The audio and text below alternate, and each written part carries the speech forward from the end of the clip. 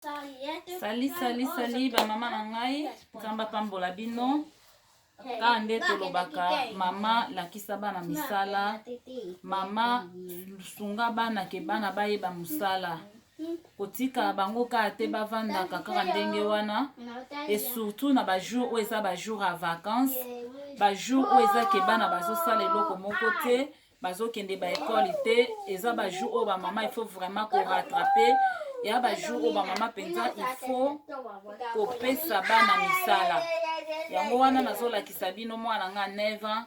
lelo nayebisi ke ye nde moto fa sukola basani tosoki ekotala ye tomona ndenge azosala misala na ye e oyo mpe ya mobali ye aza vraiment kolongola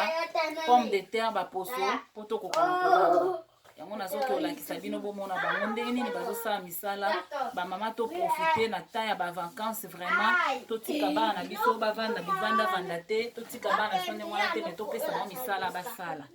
donc tokei mpona tokende kotala bango tomona bango ndenge nini bazosala misala na bango wana bozomona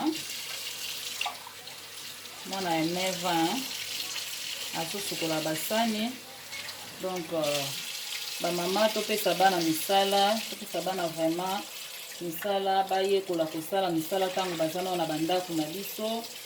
tomesanisa bango na misala totika bango bavanda kaka ndenge wana te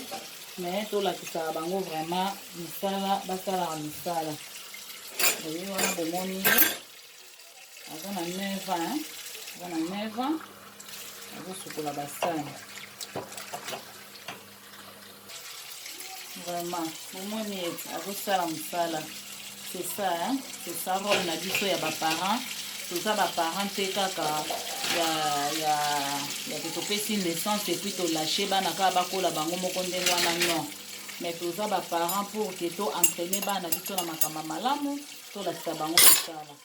bomoni ye wana vraiment aza kosala mosala